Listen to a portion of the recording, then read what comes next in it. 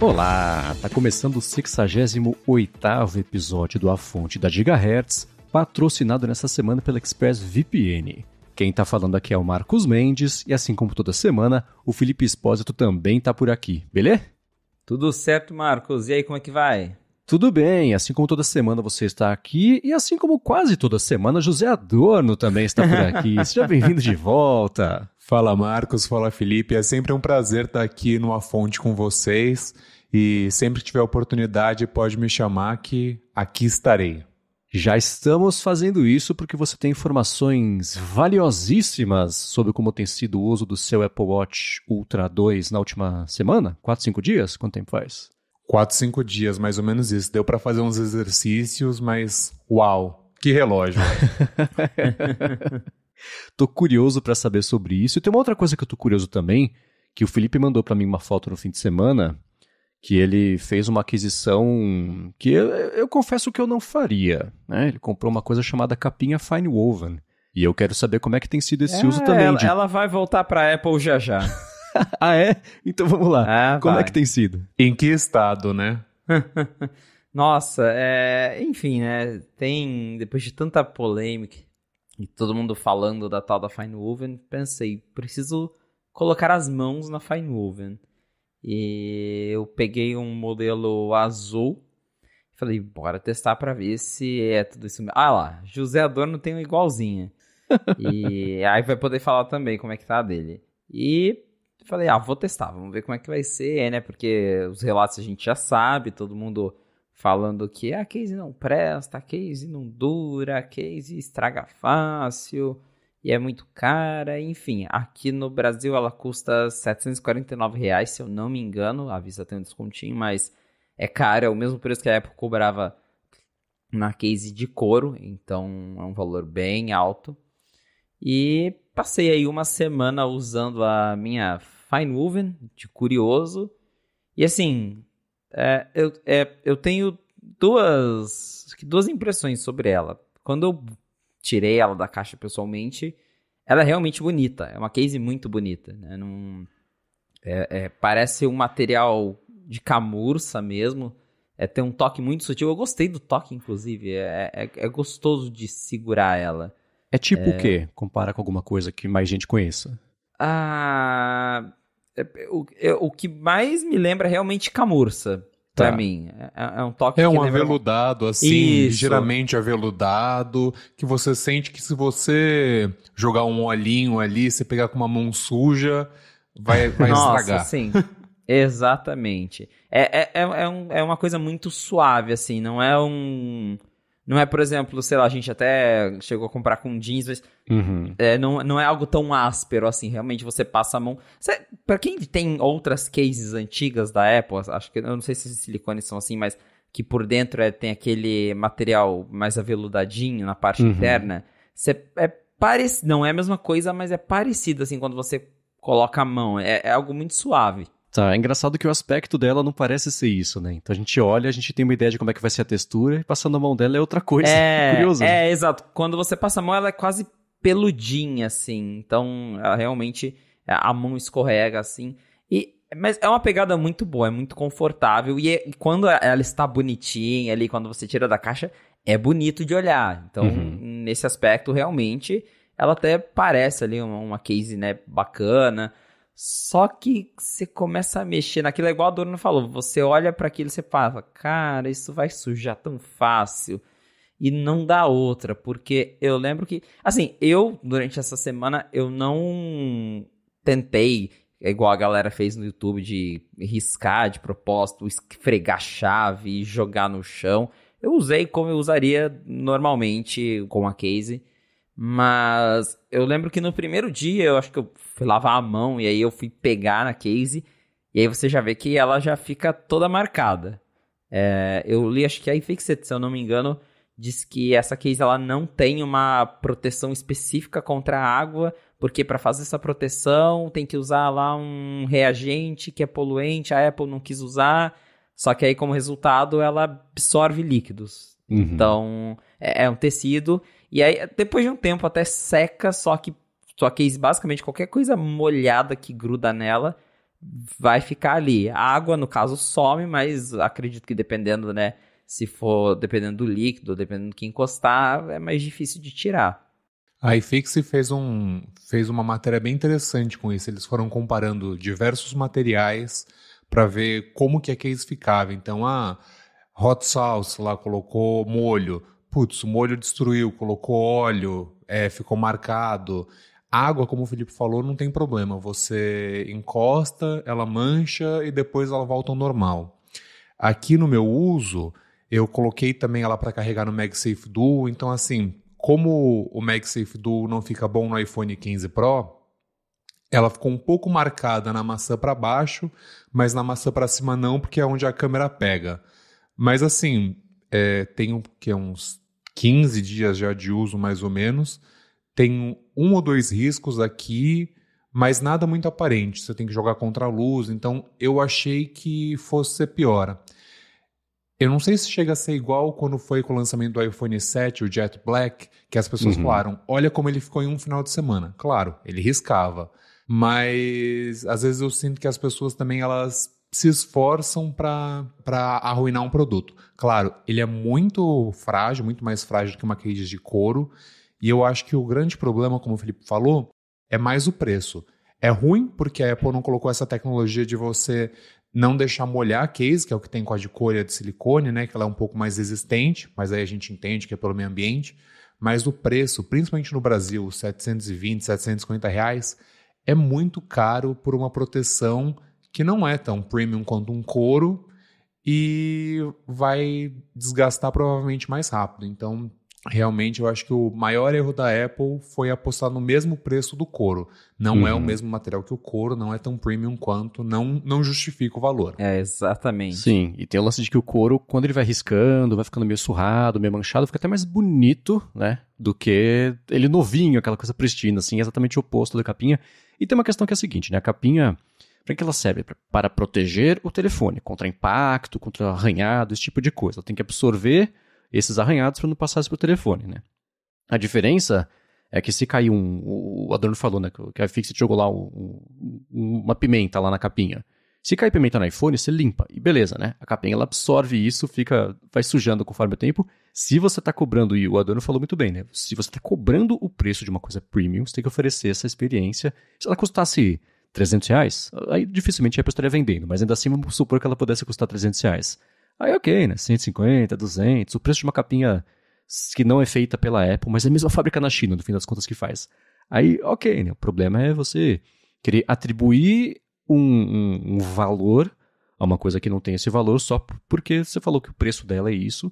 E aquilo que a Apple comentou no evento, comenta no site, até escrevi pro Mac Magazine esse fim de semana também, a Apple usa trocentos adjetivos de sofisticação, de durabilidade, e é premium, é bonita, é linda, não sei o que, e na prática mesmo, pra quem tá usando, tá falando que não é exatamente assim.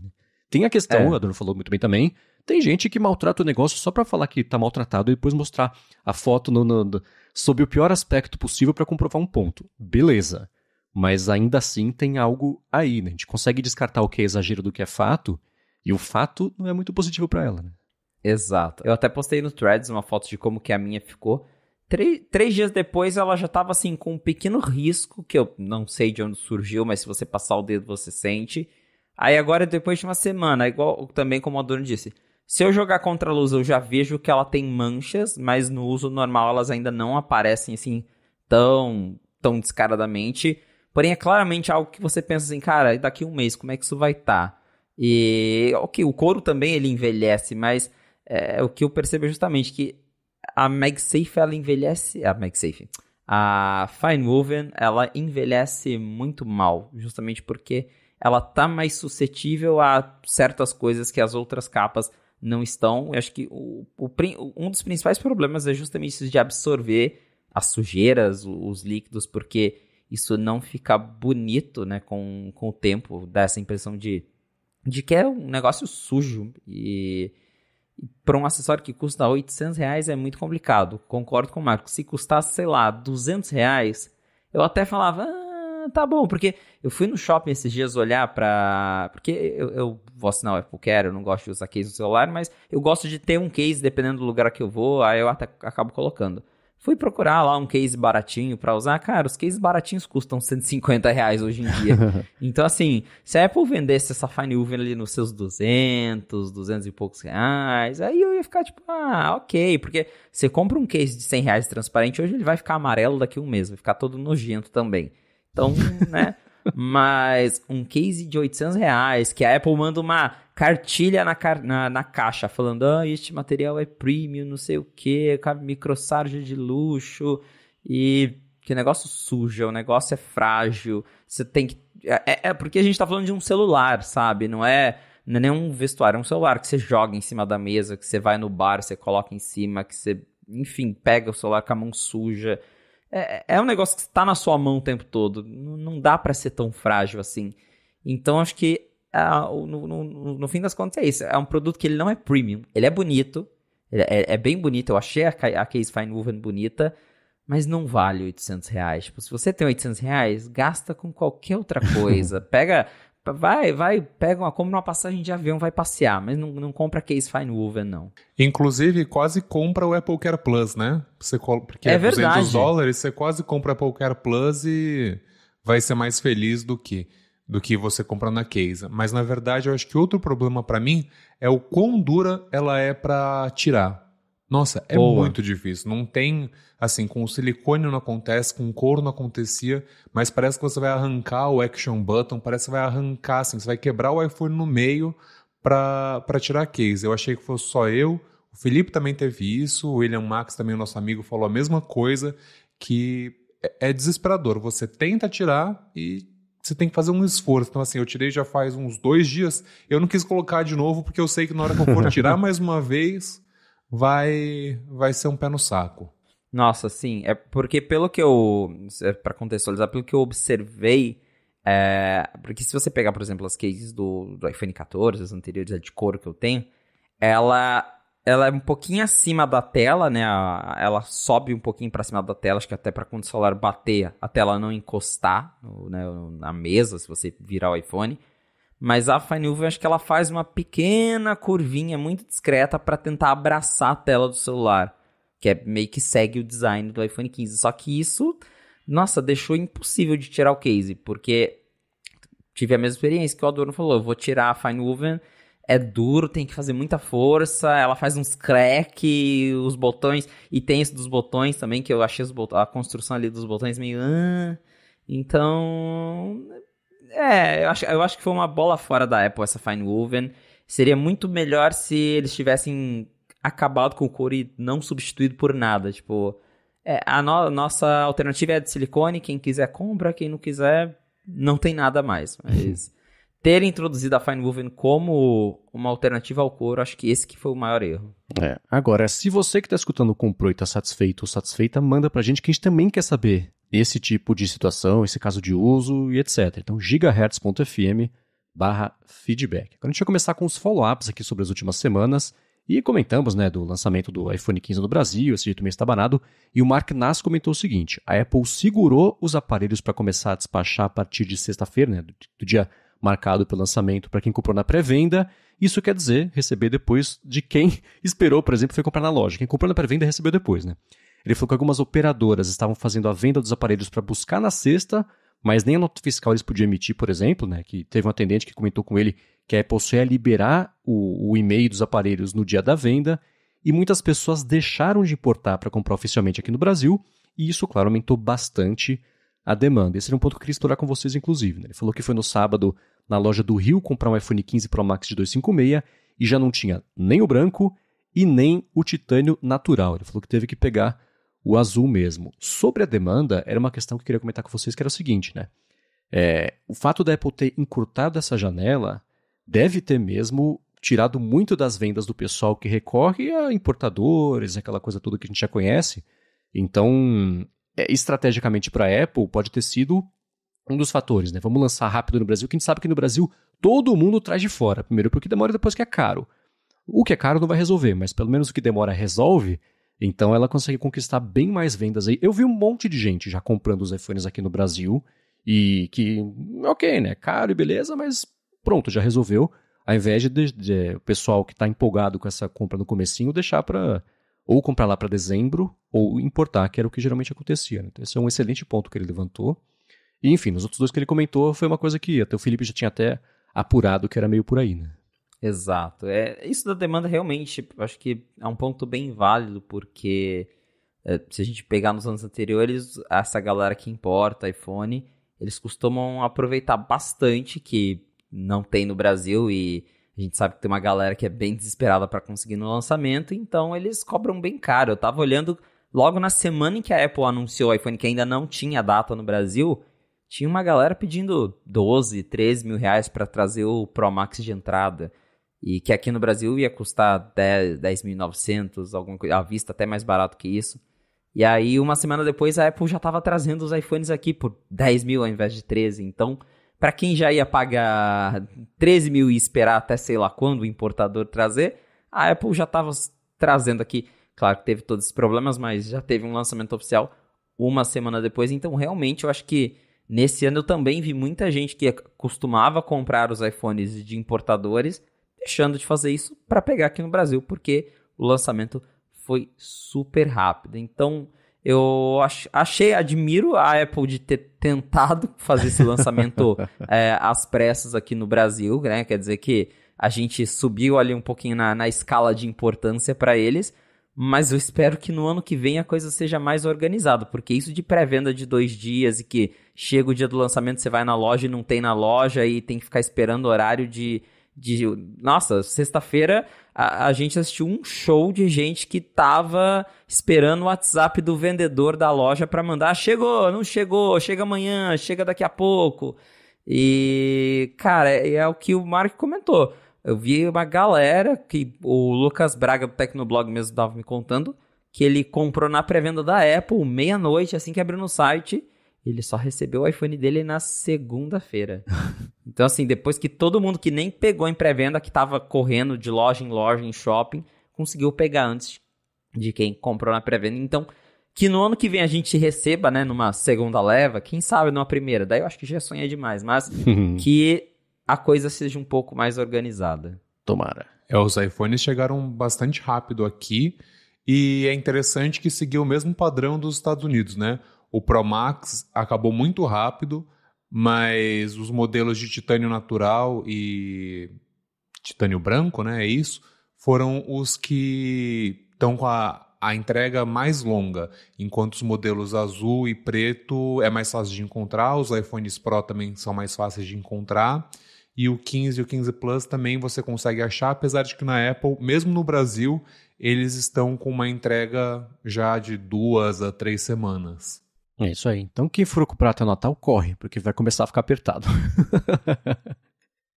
Mas vamos lá, um último follow-up aqui antes da gente trazer uma coisa que eu estou bem curioso para saber do Adorno. É o seguinte, né? A gente comentou, inclusive Adorno falou alguns episódios sobre aquele recurso de exposição, de tempo de exposição ao sol, etc, do Apple Watch, e o Ivan Wilhelm lembrou a gente que uma coisa que a gente não comentou foi que isso está compatível com o o Apple Watch SE de segunda geração, ou Série 6 e daí pra frente, né? Então não é uma coisa exclusiva aí de relógios novos, tem um pouquinho de gordurinha aí pra trás pra quem quiser testar e usar. Ele mandou pra gente o link, né, do site lá da Apple, da parte de ajuda que fala sobre isso, vai, claro, deixar na descrição aqui do episódio pra quem quiser conhecer também. Bom, e falando em Apple Watch, vamos lá. O senhor Adorno, criador de conteúdo, já vi algumas coisas que ele publicou lá no Instagram a respeito disso, comprou o Apple Watch Ultra 2 e você fez o upgrade a partir de um Série... Eu estava no Série 6, mas aqui um full disclosure é importante dizer.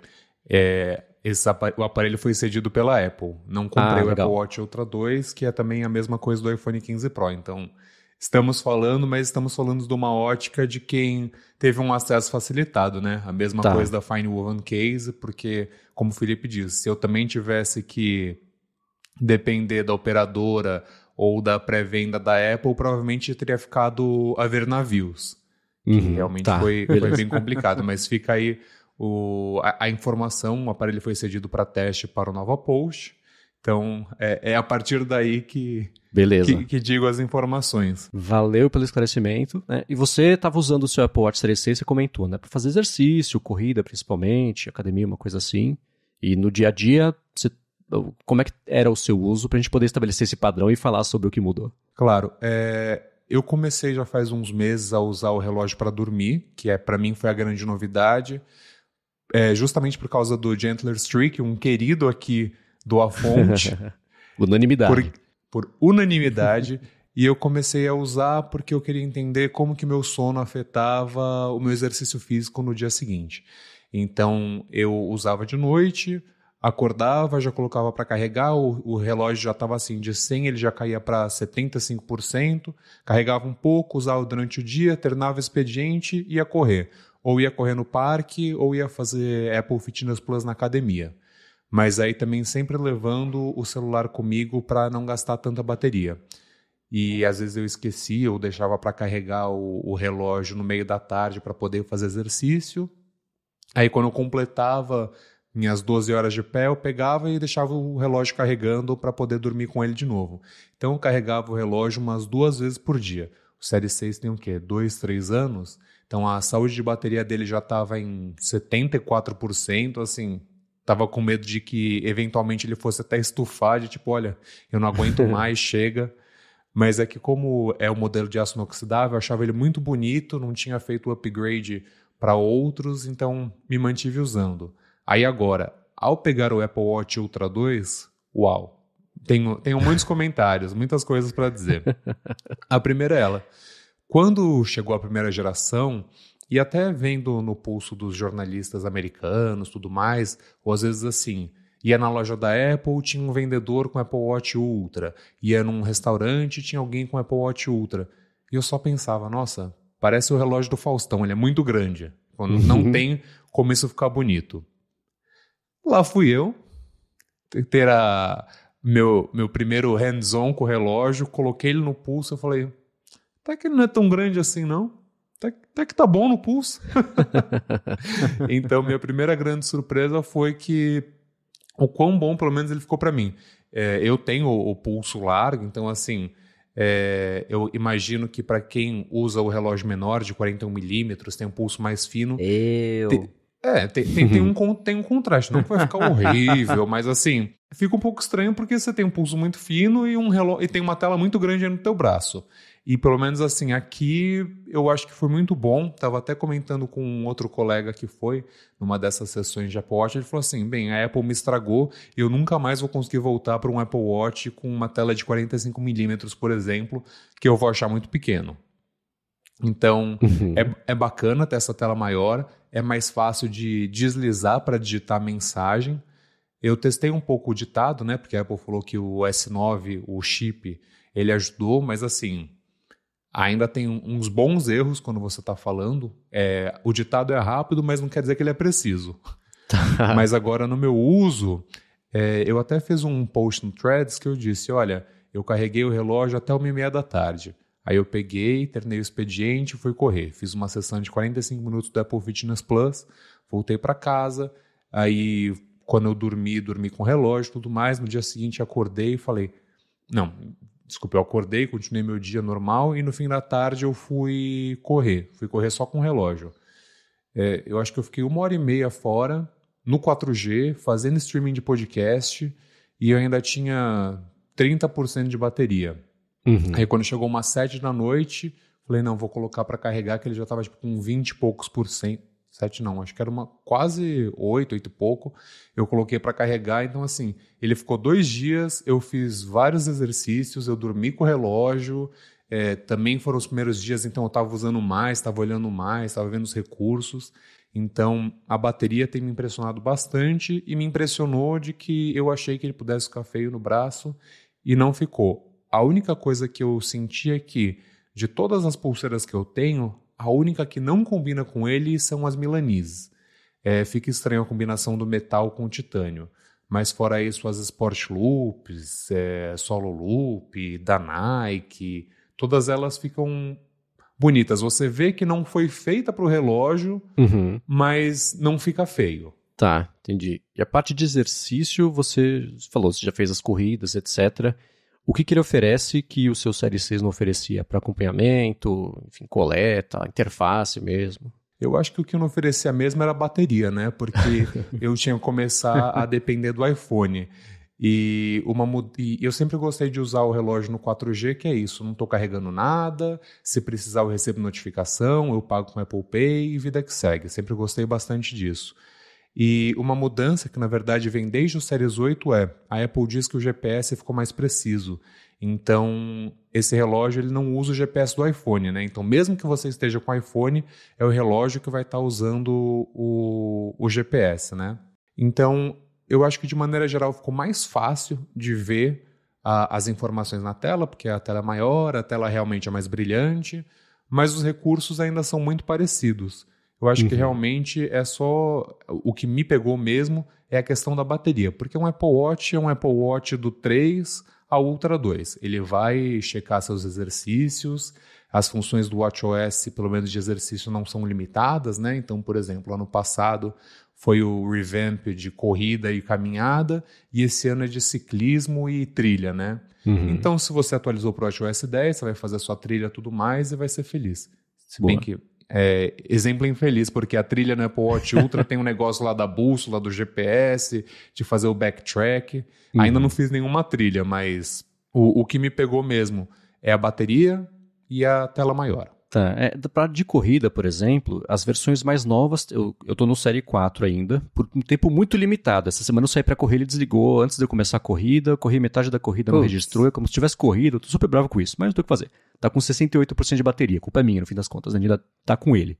Mas ainda assim, o que acontece é que tem funcionalidades que pintaram ao longo dos últimos anos pra corrida, que esse não tem, aquele negócio de deslocamento vertical enquanto você corre pra saber se você tá desperdiçando muita energia na passada, pulando a cada vez que você corre, ao invés de se projetar para frente. Essas pequenas coisinhas, ele não tem, mas a maioria tem, né? Eu que estou muito preso lá atrás. É isso, o Série 6 já tinha, por isso que... Então mas essa é a exceção, né? A regra é a maioria dos relógios terem mesmo essas funcionalidades todas.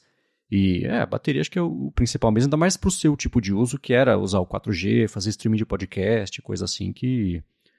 exige muito ao mesmo tempo uma bateria minúscula, então é claro que esses avanços, até o fato dele ser maiorzão, ajuda bastante, né? A bateria é o que mais me inveja, assim, no Ultra, porque eu tô, inclusive, não pretendo trocar de Apple Watch, porque eu olhei, na empolgação ali eu tava, vou comprar outro esse ano, mas se eu for comprar outro, eu vou comprar o mesmo modelo que eu tenho hoje, porque eu gosto do de aço, eu gosto do dourado, então... Eu ia gastar com a mesma coisa para ter o belisco lá que eu habilitei no meu com acessibilidade. Então, inclusive, não sei se o Adorno já testou o belisco, mas eu me acostumei com esse negócio super esquisito. Agora, a bateria, realmente... Porque não é exatamente um problema ter que carregar o meu Apple Watch toda noite, porque já virou rotina. Eu tenho um MagSafe do lado da minha cama, eu vou dormir, tiro, coloco ali, acordo, tá carregado. Então, nunca foi um problema. Mas, por exemplo, quando eu vou fazer exercício, né, usando os monitoramentos e tudo, eu vejo que ele acaba com a bateria do relógio, né, vai muito rápido, então deve ser legal você ter algo com mais bateria, e aí a gente está entrando em física, não tem como, por enquanto com a tecnologia de hoje, ter mais bateria num espacinho minúsculo, então o que a Apple fez um relógio gigante para quem precisa de mais bateria. Mas no meu caso, né, eu tenho o pulso fininho, então o Apple Watch Ultra ia ficar super estranho. Já até tentei experimentar um e não rolou. Mas deve ser super legal isso de ter mais bateria mesmo. Porém, eu sinto, no fim das contas, que é isso. Que todos... É tipo o iPad, todos são meio iguais. Você só escolhe o acabamento, o tamanho, mas eles meio que fazem a mesma coisa. E pra mim... é essa sensação, vendo não só o Apple Watch Ultra, mas até os novos Apple Watch que acabaram de lançar. Tipo, eles são 5% mais rápido, mas o meu tá aqui, tá funcionando. O Marcos tá aí no Series 4 até hoje, que o problema aparenta ser mais a bateria do que realmente outras coisas, apesar de agora que tá começando a perder algumas funcionalidades. Mas acho que a Apple Watch é um produto que eu vejo cada vez mais que dá pra... já não tinha necessidade de trocar todo ano, mas eu agora tô indo pro meu segundo ano já com esse relógio, porque é o Series 7, então pulei o 8, talvez eu pule o 9, Então é um produto que realmente dá pra ficar bastante tempo com ele. Eu devo viajar agora no final do ano e talvez eu vá numa Apple Store pra trocar a bateria do meu e vou continuar com ele mais um ano. Mas eu acho que é isso que o Felipe falou mesmo. O Apple Watch, ele serve para você fazer o seu exercício e tudo mais. Então, assim, você consegue passar um bom tempo com ele. O Series 7 foi o que introduziu pela última vez... Não, mentira, foi o Series 8, né? Que foi o sensor de temperatura. Mas que também ele não é muito utilizado pela Apple, né? É basicamente pro ciclo menstrual e quando você está dormindo que ele também vê a sua temperatura. Mas não é uma função que se você não tiver, você não vai conseguir viver sem. Então, tirando ali no Série 6, que foi o oxímetro, melhorar o GPS e tudo mais, não teve nenhuma grande evolução. O Felipe, quando pegou o Série 7, foi porque tinha uma tela maior. Era a grande novidade, você vinha do Series 4 ou Series 5. Foi uma coisa assim também, né, Felipe? Isso. E daí, no caso, realmente foi mais pela curiosidade do design e depois disso, continua a mesma coisa. Então, eu imagino que assim, ao menos seja um caso como o do Marcos e tantos outros ouvintes que também devem ter um modelo mais antigo, vale a pena trocar porque você ganha mais bateria e você ganha algumas funções extras. Mas no fim das contas, não muda tanto. O interessante também é que tanto o Series 9 quanto o Ultra 2, eles têm agora o novo chip de proximidade, né, que é o 1 de segunda geração. E esse novo chip, na verdade, ele precisa de uma atualização de software para desbloquear o potencial, né? Parece que o WatchOS 10 está cheio de funções que ainda não chegaram. Então, tem o Double Tap, que não está disponível, então ainda não testei. Ele deve chegar nas próximas semanas com o WatchOS 10.1. O Name Drop também não está disponível no Apple Watch. Tem uma função que eu queria testar, que é você aproximar o relógio do HomePod, que você consegue controlar a mídia direto do relógio, também não está disponível no beta e nem na versão estável. Então, assim, tem várias pequenas novidades, mas de maneira geral, quem já tem um relógio vai ser muito feliz com ele e quem tiver na hora de trocar vai gostar de descobrir essas novidades, mas também, assim, ninguém está perdendo muito. Tá, beleza. Bom, você vai seguir usando e trazendo pra gente as impressões nas próximas semanas. E uma outra coisa também que o Nova Post trouxe de forma exclusiva nessa última semana, temos a sorte de poder repercutir aqui, é o lance do Apple Maps, né? A Apple parece que chegou a vez do Brasil de ter um calendário bem comprido, na verdade, de atualizações aí e a reformulação do Apple Maps, até com aquele look around, achei bem interessante. Quer falar um pouquinho mais sobre isso, Adorno? Sim, informação exclusiva do Nova Post. Para só quem acredita. Mas realmente é um pouco desanimador o calendário, né? Porque depois você entra lá no site da Apple, você vê que também pelos estados e tudo mais, basicamente assim, começou em São Paulo dia 3 de outubro de 2023 e vai até dia 7 de junho de 2024. É muito tempo. Uhum. E aí quando você pensa no nosso país de um tamanho continental, né? Porque nos Estados Unidos já foi tudo desmatado, então não tem problema, né? Mas quando você chega na região norte ali, você vai fazer o quê? Eu estou interessado em saber o quão preciso vai ser o mapa nas regiões mais afastadas do Brasil, porque realmente é uma grande questão de logística, né? Aqui para a cidade grande, né, São Paulo, Rio de Janeiro, Belo Horizonte, Brasília, vai ser interessante porque o Mapas ele ainda está muito para trás do Google. Então, por exemplo, parece que em umas últimas atualizações a Apple colocou aquela função de você poder se desafiar na corrida, né? Aqui no Brasil não estava disponível, mas nos Estados Unidos eles fazem por parques específicos, tem a questão das rotas de bicicleta, então tem várias pequenas funções que nunca chegam aqui e até mesmo a qualidade do Apple Maps, de tipo, para quem mora em São Paulo, ouvinte, eu não sei como é a direção de vocês, mas não tem nada mais confuso do que você entender qual faixa da marginal você tem que estar. Às vezes você está de um lado, aí você acha que você vai continuar na local, aí você muda para do meio, do nada você está na expresso, aí você subiu um viaduto, está indo para o lado errado e, meu Deus, eu estou em Osasco, o que aconteceu? Então, E nos Estados Unidos é muito bacana, funciona muito bem. Você sabe exatamente qual faixa você tem que ficar, qual faixa você tem que virar. Apesar das árvores 3D, tem várias pequenas funções que eu gosto de usar quando eu estou viajando.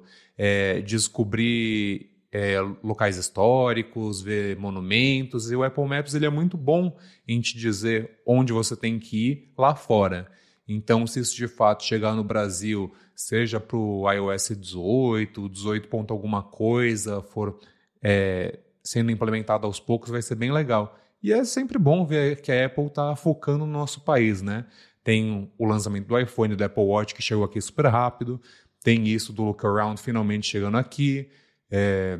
Tem também as ações de meio ambiente da Apple que serão contadas num futuro próximo, que também foram palco da Keynote, agora de setembro. Então, pelo menos assim... Tap to Pay no Brasil. O Tap to Pay no Brasil, que também está chegando. Então, são várias pequenas funções que estão vindo e que estão mostrando que, apesar de ser muito caro comprar um produto da Apple aqui, a empresa tem interesse no país.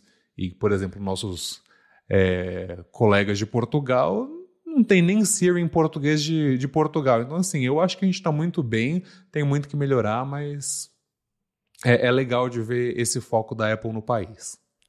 Porque os produtos da Apple custam muito caro, que isso não é novidade para ninguém. E acho que o que mais pega pra gente, talvez é justamente pagar tão caro num produto que tem metade das features que ele tem lá fora, porque justamente o Brasil era um país esquecido pela Apple, não é tinha um mercado que não é tão relevante assim, porque, enfim, é caro, poucas pessoas compram, e aí a Apple deixava o Brasil de lado. Agora a gente está vendo que a Apple está se esforçando mais para trazer, enfim, as novidades, e isso do mapa mesmo era algo totalmente inesperado. Eu já fiquei surpreso com o Tap to Pay chegando aqui rápido, considerando que está disponível, sei lá, em 5 países, e a Apple escolheu o Brasil para estar aí já no meio.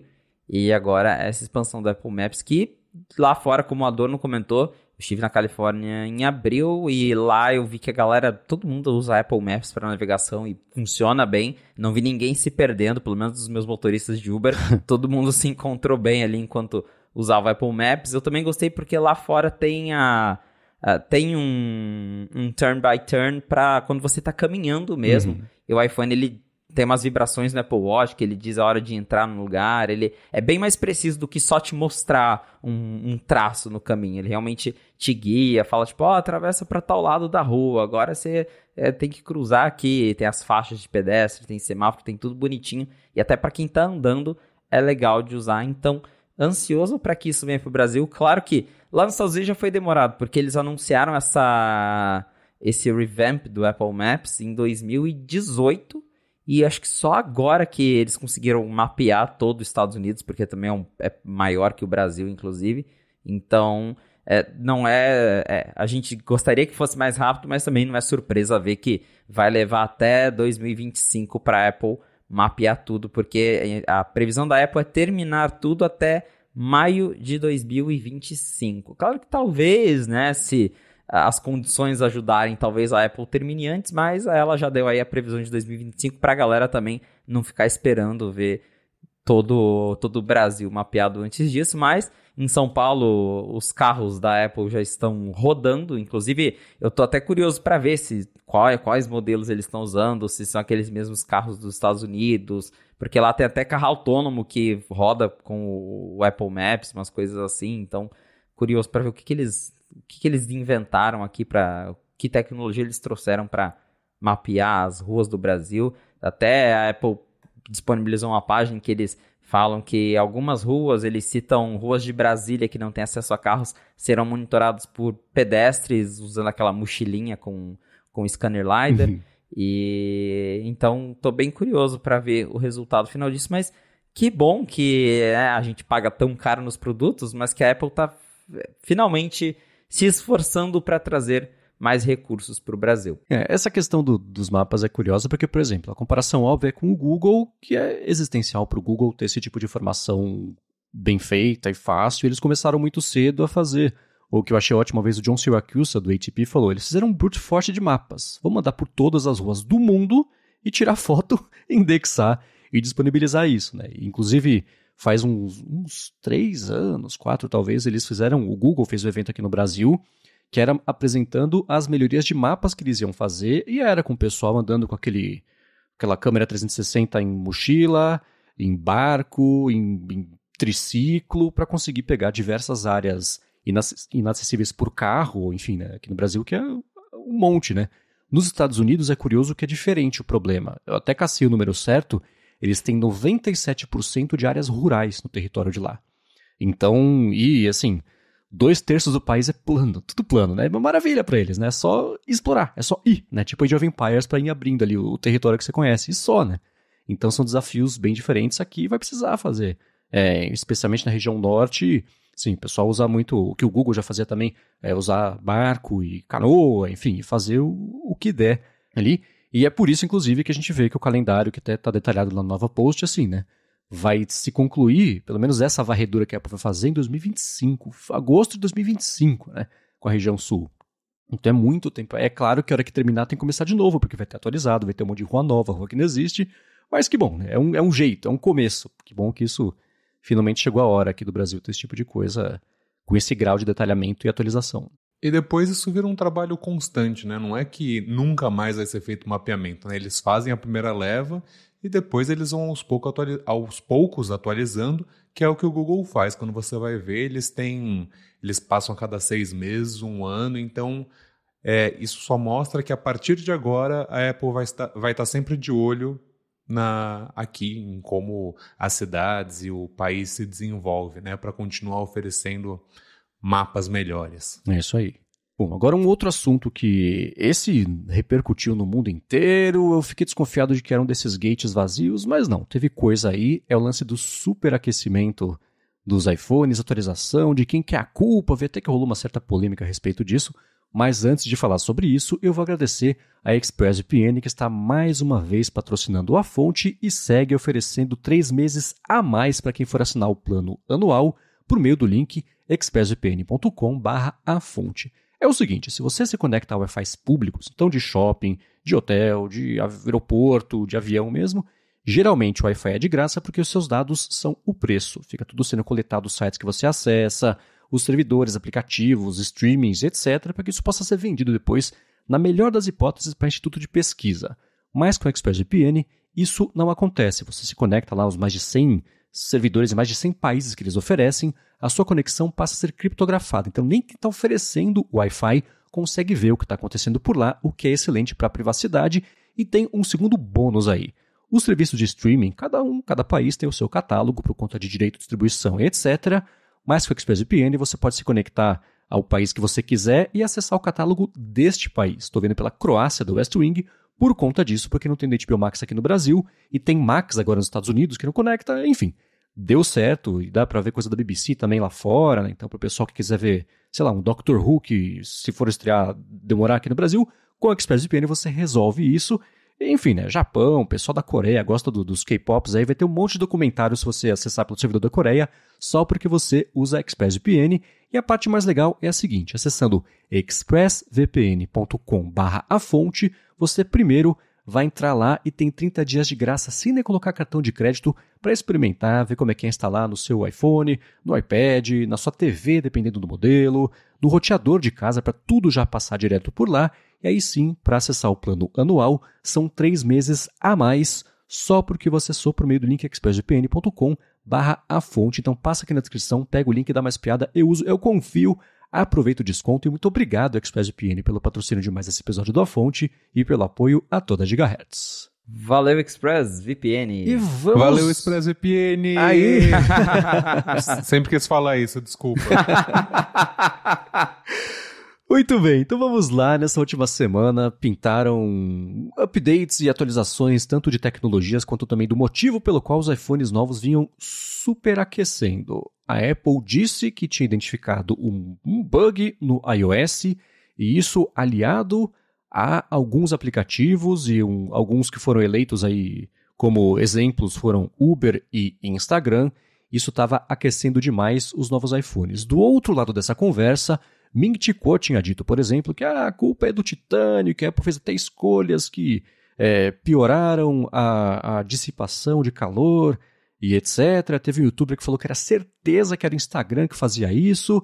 Já Felipe Espósito falou, acho que não é Instagram não, né? A própria Apple autorizou o iOS. Que confusão, hein? Por onde a gente começa a falar sobre isso? Então, isso tá dando o que falar, acho que é igual o Marcos falou, é o assunto quente do momento, porque tá todo mundo falando de iPhone 15 que esquenta. Eu vou falar da minha experiência aqui com o 15, o Adorno também pode falar da dele. Quando eu peguei o iPhone, no primeiro momento que eu fui fazer o setup, ele ficou bem quente mesmo, assim, de difícil de segurar. Ali no momento de restaurar backup, instalar os aplicativos, baixar tudo.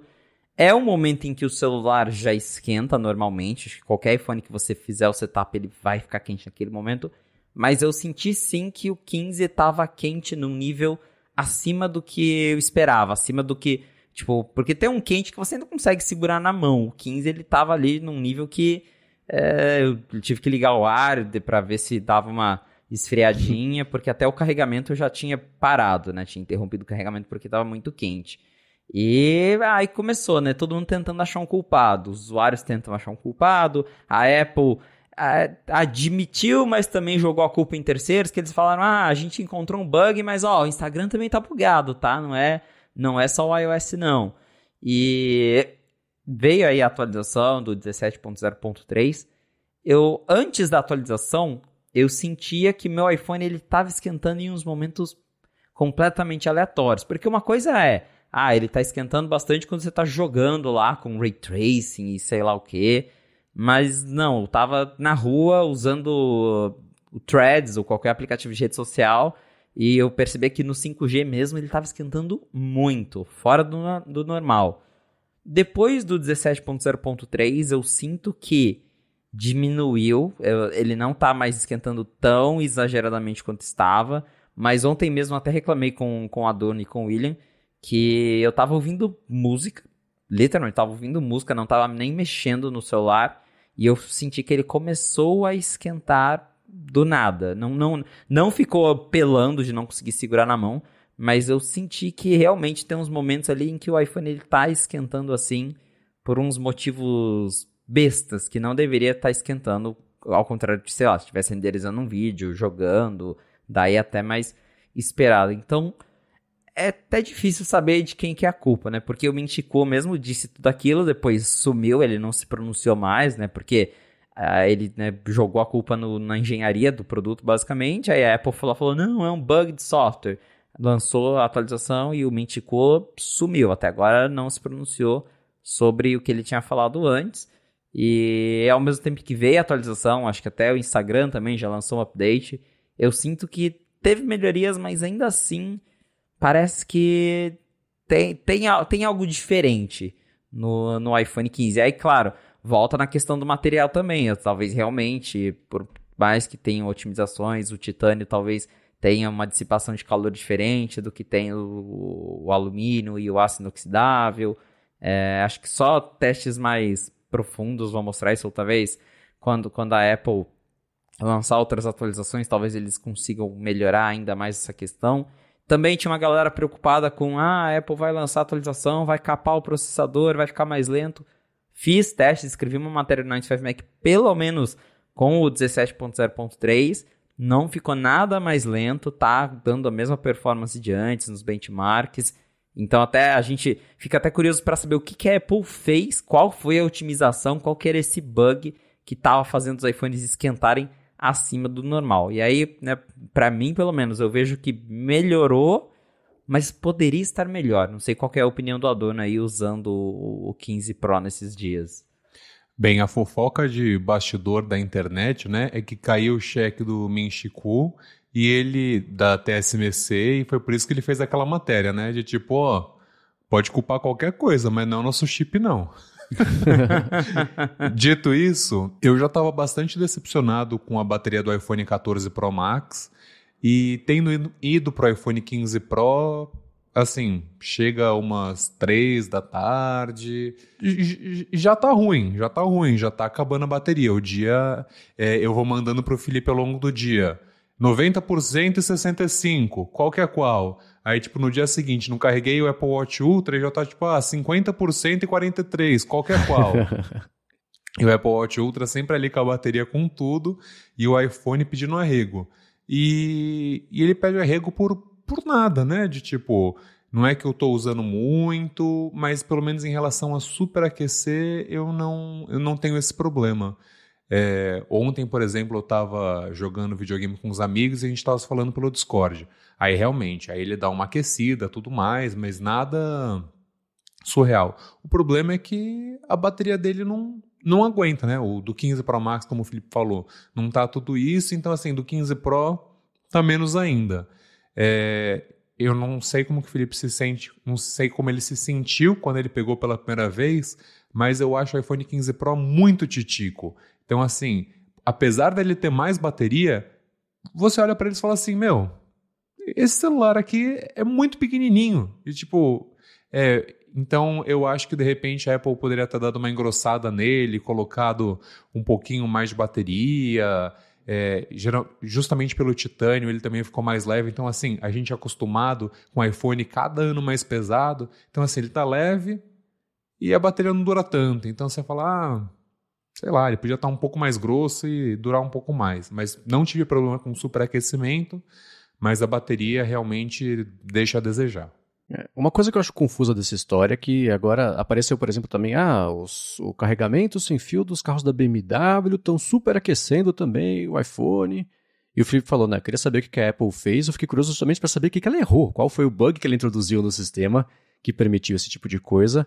E essa é uma rara situação em que a gente vê, né? Que a Apple fala assim, escuta, a culpa foi nossa. As pessoas falam, não, a culpa é do aplicativo tal, a culpa é disso, a culpa é daquilo outro, né? E fala, então a Apple assumiu a culpa, você sempre é culpa da Apple de fazer bobagem. A hora que ela fala, fui eu, você fala que não, vamos lá, né?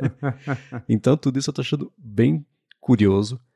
Bom, no teste rápido que eu fiz de iPhone 15 numa loja aí, que até mandei a foto pro Felipe no fim de semana, né? Que eu quis comparar o peso, mas tinha um anti-roubo tão gigante atrás dele que eu não consegui comparar o peso, mas tentei abrir câmera, fazer essa coisa de, tipo, mapeamento 3D, né? Aqueles joguinhos que faz assim, e não consegui reproduzir, mas não quis ficar muito tempo ali, né? Na loja ocupando o iPhone com mais gente pra ver. Então, não rolou.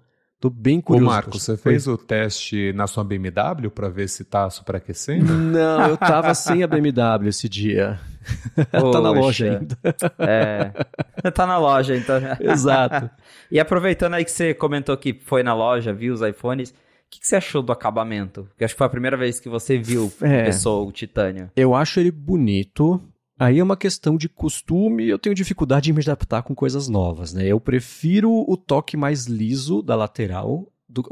As costas dele, especialmente dos iPhones não Pro, eu tava com branco lá no mostruário, eu achei super bonito. Parece uma pintura, uma casca, eu não sei definir, mas eu achei bonito. Eu tentei ver se tinha os coloridos, né, pra ver como é que era aquele lance do vidro colorido, que quanto mais profundo mais cor você vê. Eu achei super bonita a ideia, né? Mas não rolou. Agora, a textura do 15 Pro eu estranhei, mas aí eu não sei se eu não gostei ou se eu só estranhei. Não consegui chegar a uma conclusão ainda. Vai ter que ver com o hábito, né? Mas instintivamente eu prefiro ele com a lateral um pouco mais lisa do que essa texturinha mesmo do titânio. Ele é mais bonito, mas de segurar eu acho que eu prefiro os anteriores. No caso de vocês, como é que tá essa habituação, já que com vocês estão usando todo dia? O Adorno comentou que ele tá assustado, né, que é muito mais leve, só que eu imagino que também ele saiu de um Pro Max e tá indo pro Pro, então é muito mais leve, né? Eu fui de um Pro Max pro outro e são 20 gramas a menos, se eu não me engano, mas faz muita diferença na hora de segurar, porque o peso me incomodava, o peso do 14 Pro Max me incomodava muito, porque mesmo sem case, já era um celular pesado, aí você adicionava um case e ficava ainda mais pesado, e eu tô o tempo todo com o celular, eu tô o tempo todo digitando, mandando mensagem, checando e-mail, então é muito comum eu ficar, 10 minutos segurando o meu celular na mão, constantemente sem largar ele. E, cara, 10 minutos segurando o 14 Pro Max cansava a mão, dava cãibra na mão. E eu sinto que o 15 sei lá, eu lembro da sensação de quando eu peguei o iPhone 5, que era muito mais leve que o 4, ou o iPhone 6, que também era super fininho, leve. Então, prazeroso, mas ao mesmo tempo até me assusta um pouco, porque parece que ele vai escorregar da mão a qualquer momento, de tão leve que ele é. E tem isso que o Marcos falou, o titânio, né, na mão parece que ele também, ele escorrega mais, ele não é igual o aço que a mão chegava a grudar ali no aço. Tem um toque diferente e dá essa impressão de que o celular até vai cair, mas eu gosto dele ser mais leve.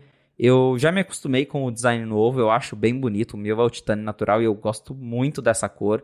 É uma cor muito bonita. E, em geral, assim, acho que a Apple acertou no design. Não mudou tão radicalmente, mas mudou para deixar ele mais confortável, mais gostoso de segurar para quem usa sem capa. Então, acho que foi uma mudança válida. Inclusive, eu fui de curioso agora no último fim de semana nas lojas que agora tem iPhone 15, pelo menos no mostruário, e aí eu consegui ver as outras cores, olhei os outros modelos, e falar que eu gostei muito do 15 azul, que é um azul bem discreto. As cores do 15 são muito discretas, do modelo não Pro, mas eu achei bonitinho, achei bem... Quando você olha assim de perto, dá pra ver que é um tom que não é aquele igual o amarelo gritante que a gente tinha no 14, mas são tons assim bem, bem bonitinhos, e acho que ficou legal o que eles fizeram ali com o vidro diferente. E apesar de eu ser um usuário de iPhone Pro, se eu fosse comprar um iPhone não Pro, eu acho que eu pegaria o azulzinho, que eu achei bem, bem bonitinho. E também, né, pude olhar ali um ao lado do outro. Achei legal que esse ano a Apple unificou o design, apesar do Pro ser titânio e o outro continuação de alumínio.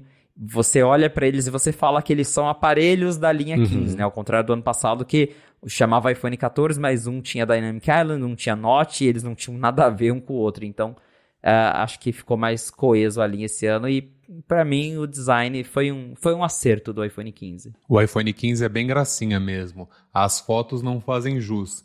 Porque ele realmente é mais opaco, mas ele é bem bonito na mão mesmo. E... em minha defesa, eu peguei o iPhone 13 Pro aqui, e o iPhone 13 Pro é bem mais pesado do que o 15 Pro. Então, assim, tudo bem, tem essa diferença de sair de um Pro Max para um Pro, mas a Apple realmente diminuiu bem o peso com o titânio. E aí é engraçado que é isso. Se eles quisessem aumentar de novo o peso, eu não me preocuparia, não acharia ruim. Principalmente se fosse para adicionar mais bateria, porque não adianta você ter o melhor chip do mundo, que a Qualcomm vai demorar mais 4 anos para fazer algo parecido, mas não ter bateria para usar o dia inteiro meu celular. Então, eu acho que essa é a maior reclamação mesmo.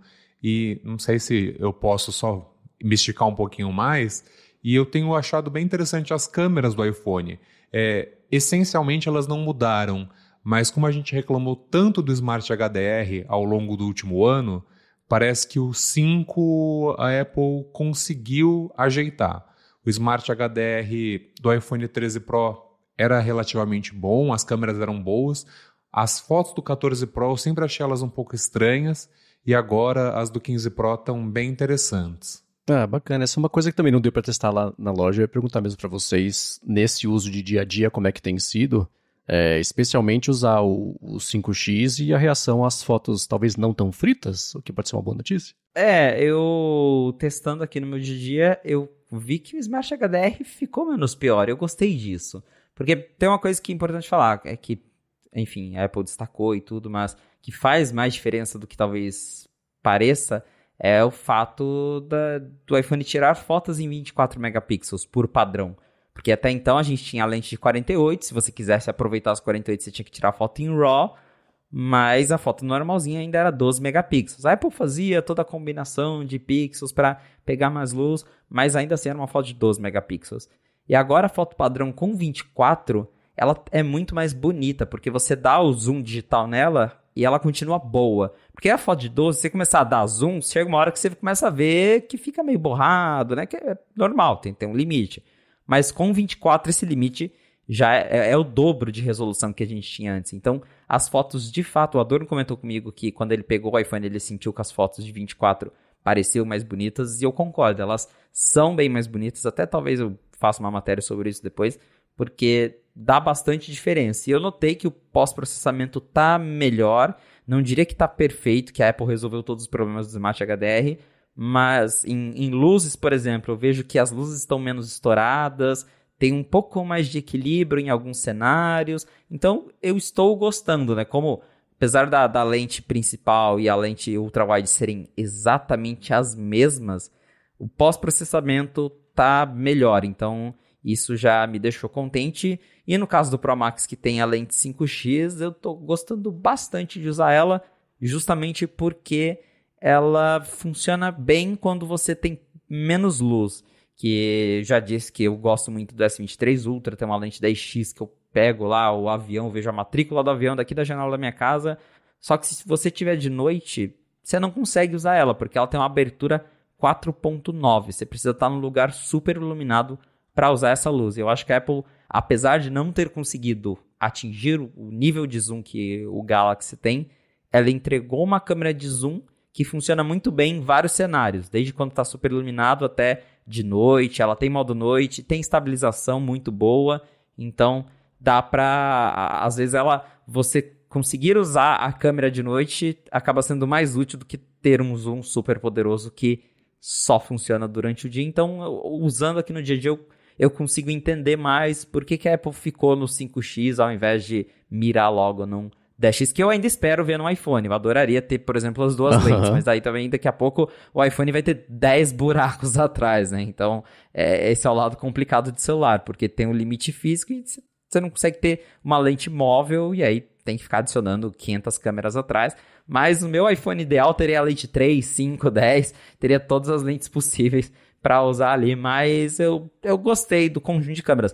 Não acho que, para quem... a gente aqui é a galera de tech, a gente gosta de ter as novidades todo ano, até para testar, para trazer para vocês, mas para quem tem um iPhone 14 Pro, são novidades legais, mas eu não acho que que justifica a troca por um 15 só. Nem se pensar em todo o conjunto, eu acho que não vale, mas pensando em novidades de câmera, então, muito menos, porque tá melhor, eu realmente sinto que tá melhor, mas também dá pra aguentar mais um pouquinho aí pra galera que tem o 14. Eu assino embaixo com o que o Felipe falou. Eu tô no Zoom 3x aqui, e aí eu vou seguir a máxima do fotojornalismo, que você precisa se aproximar da foto pra fazer o clique. Aproxime-se. Faça zoom com os pés. Não tem zoom mais manual do que esse, né?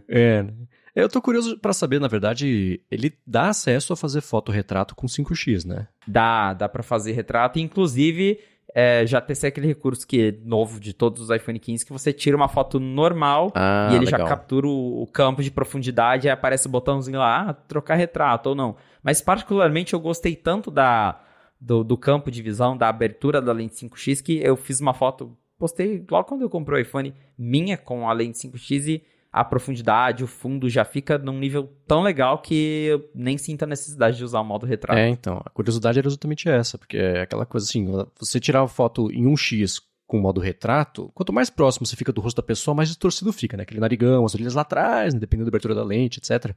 Então, com um 5x, com um 5x, né, você estando super distante, ainda assim tendo esse desfoque, primeiro, o desfoque fica mais óptico do que digital, e depois que o resultado, o rosto da pessoa, a impressão que eu tenho é que fica até mais natural do que a gente está acostumado a ver, Sim. do que o fotográfico, né? Então, é um teste que eu tenho curiosidade de fazer, e que bom que eles dão acesso ao retrato com 5x. Você tem que estar 15 metros da pessoa, né? Tudo bem, né? É um stalk artístico que você faz, né? Uma foto boa calada de quem está perseguindo. Mas ainda assim, tô curioso para testar isso aí. Instagram.com/felipe.expósito. Ele tá malhando. Vai ter muita foto de iPhone 15 lá. Agora, uma notícia que, na verdade, é uma notícia recorrente, um assunto recorrente. O Mark Gurman falou nesse fim de semana, ele fez um apanhado dos planos da Apple, tanto da Apple quanto da Meta, sobre headsets. E o Facebook faz umas semanas anunciou a versão nova do Quest, que acho que é o Quest 3, que custa $500, algo assim, que é muito mais barato do que o Quest Meta Pro. Os nomes eu não sei, mas que é o avançado deles, que era, sei lá, $1.500. E naquela entrevista que o Mark Zuckerberg fez pro Lex Fridman, que foi no metaverso, aquela coisa toda que eu achei interessante, ele falou tudo bem que tem umas pinceladas de marketing em cima, mas ele falou, cara, a gente não vai brigar com a Apple nem em preço e nem em tecnologia. Eles fizeram uma escolha. O headset deles é incrível. que ninguém vai conseguir comprar, porque é muito caro. A gente abriu mão de um monte de tecnologia, de precisão, de etc. A gente vai tentar suprir um pouco disso em hardware, mas a gente vai colocar aí na mão de muito mais pessoas esse dispositivo para as pessoas poderem desenvolver e brincar e ter contato com isso. Então, de acordo com o Zuck, a Apple está anunciando para o Facebook porque ela está gerando interesse por um mercado que as pessoas não vão entrar porque custa uma bala o headset da Apple versus esse aí do Facebook, né? E o Gurman no fim de semana falou que tanto a Apple quanto o Facebook estão trabalhando já nas próximas versões dos headsets. No caso da Apple, o investimento dela vai ser num hardware mais leve, porque as pessoas reclamam que depois de um tempo de uso, cansa o pescoço, aquela coisa toda. E no caso do Facebook, vai ser baratear ainda mais a tecnologia para ele conseguir colocar dispositivos mais baratos aí nesse mercado. Qual que é a reação de vocês sobre esse assunto? É uma coisa que interessa a vocês? Ou qual é? Pra ser sincero, até hoje, o Vision Pro eu tenho a curiosidade de testar, porque é uma coisa nova, a gente quer testar.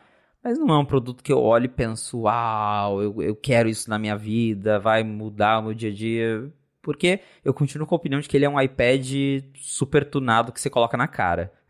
Então, eu não sinto essa super vontade de ter um, mas, claro, adoraria testar quando estiver disponível, vou dar um jeito de testar. E com o Quest é a mesma coisa, já é uma coisa que é mais acessível e também... Eu não tenho muito interesse nesse tipo de coisa que você tem que colocar na cara e capacete, se isola. Eu acho que quando a gente chegar num ponto que tiver, sei lá, o óculos de realidade aumentada, que é mais levinho, que se coloca ali, ele não obstrui toda a sua visão e você consegue ver através dele, acho que vai ser mais interessante. Mas vamos ver se essa corrida vai dar em alguma coisa. E isso do Quest versus o Vision Pro, realmente eu acho que são produtos... Apesar da mesma categoria, eles são bem diferentes justamente porque a Apple claramente está tentando entregar o state of the art, o que tem de melhor, o que ela consegue fazer de melhor. E isso tem um preço, $3.500, e pouquíssimas pessoas vão comprar isso, acredito eu. E a Meta está abrindo mão justamente de... Ela não está entregando o melhor, mas ela está entregando o que muita gente vai conseguir na loja comprar. Então, realmente, eles têm um ponto. Se as pessoas vão realmente querer ir na loja comprar o da Meta, eu não sei. Mas entre um Vision Pro de 3.500 e um Quest 3, que eu vi aqui é $500 mesmo, é bem mais fácil comprar o Quest Pro, ainda mais se, sei lá, você só quer pra fazer uma besteirinha ali, jogar um joguinho de vez em quando, assistir uma coisinha. Porque o que eu penso sobre o Vision Pro é isso. Porque eu vejo a Apple falando, assistir Apple TV nele é muito legal, mas... Cara, $3.500 para assistir Apple TV, sabe? É puxado. Então, eu acho que a Meta tem uma chance de conseguir ganhar mercado em cima justamente disso. De ter um produto que não necessariamente é o melhor, mas que entrega ali uma experiência ok por um preço muito menor do que o Vision Pro entrega. Eu concordo com o Felipe e pelo menos dos óculos de realidade virtual que eu testei, todos eles acabam me dando um pouco de vertigem, nunca parece muito interessante. Podemos estar muito enganados, mas eu acho que o futuro não é algo que você coloca na tua cara. Eu acho que o relógio tudo bem, o iPhone tudo bem, mas você ficar com aquilo o tempo inteiro é estranho. Talvez ele seja muito bacana para você jogar jogos, talvez para você ver um filme... Mas é interessante até você ver como que a Apple mostra o Apple Vision Pro em ambientes, né? Então, são casas com bastante espaço, elas são mais claras, não tem muita coisa na frente. Então, mesmo morando num apartamento grande, eu acho que no modo meio de realidade aumentada ali, as coisas iam ficar batendo uma na outra, não vai ficar muito interessante. Eu fico pensando, como que eu usaria aquilo em casa? Então, eu não sei. Vamos esperar para ver tudo mais, mas de fato é mais pela curiosidade de testar o novo produto da Apple do que de fato acho que vai mudar minha vida. É isso, é um iPad turbinado que você coloca na cara. Vale a pena? Descobriremos. tá cada vez mais com cara de que vão ser duas grandes aplicações, entretenimento e trabalho, mas não para uso na vida, nem para o trabalho o dia inteiro, né? Então, nessa entrevista que o Zuck deu lá pro Lex Fridman, deu para ver, por exemplo, como é que seria uma reunião, ou entretenimento, como é que seria um show, né? Eu conseguia, aí fez sentido para mim essa promessa toda da tecnologia, porque vendo o vídeo, eu comentei isso no DT, se eu estivesse usando um headset também para ver as pessoas em 3D, meu cérebro acreditaria que eu estive lá com essas pessoas. Eu poderia falar que eu conheci pessoalmente tanto o Zuck quanto o Lex Fridman. Então, essa sensação eu consegui ter com isso e extrapolando isso para o uso, por exemplo, do Apple Vision Pro e os exemplos todos que eles deram, as demonstrações, etc., dá para ver como é que engana o cérebro para trazer essa sensação de realidade. Mas eu não consigo ainda encontrar um jeito de absorver o que a Apple disse que não, é normal, você põe na cabeça e vive aí. Não, usos pontuais, pode ser por enquanto uma resistência social, até se botar o negócio na cara, etc. Mas, sim, se as pessoas já sofrem para escolher óculos, né, de sol para sair na rua, imagina uma coisa dessa. Então, eu acho que tem algumas barreiras aí culturais que vão ter que ser quebradas até que isso vire normal. Sei que um dia vai virar, mas ainda assim, nessa briga da Apple com o Facebook dá para ver bem a distinção de negócios, né? No caso do Facebook é assim, vamos aproveitar a maré que a Apple está levantando e vender tudo que a gente conseguir enquanto ela não coloca esse produto primeiro na rua e depois por um preço mais barato. E do lado da Apple é aquilo, né? Que nem o primeiro Apple Watch. A gente vende, vê para que as pessoas usam e depois fala que é para isso. Na segunda geração, na terceira, né? A diferença é que por esse preço vai ter muito menos gente disposta a comprar do que todo o resto, mas vai ser, acho que agora tá dando um pouquinho mais de contornos aí como é que vai ser essa concorrência desse mercado. É uma pena que o de videogame mesmo, né, o PlayStation, o VR 2, traço, a Microsoft nem parece ter investido muito nisso, que ela ficou meio queimada lá com o HoloLens. Então é um mercado que ainda tá meio no começo, mas dá pra ver agora qual vai ser o caminho da concorrência, pelo menos nessa primeira etapa deles aí. Muito bem, para achar os links das notícias e de impressões e de reviews e da notícia exclusiva do Apple Maps no Brasil, que o Nova Post, como é que você falou? Para quem acredita? Os links vão estar aqui na descrição do episódio e também em gigahertz.fm/afonte/68. Eu quero, é claro, agradecer a ExpressVPN pelo patrocínio do episódio de hoje, a vocês que deixam reviews, avaliações, que recomendam o A Fonte. E hoje, em primeiro lugar, ao Adorno. Em primeiro lugar, dentro do Adorno e Felipe, tá? Desculpa, Felipe. Pelo Adorno estar por aqui, mais uma vez, para falar especialmente sobre o Apple Watch Ultra 2. Muito obrigado, Marcos. Muito obrigado, Felipe. É sempre muito bom estar aqui com vocês, com os ouvintes. A gente sempre recebe feedbacks muito positivos, então agradeço aí o carinho. E vocês me encontram tanto no Threads quanto no Instagram como José F. Adorno. E também lá no novapost.com.br e no bgr.com.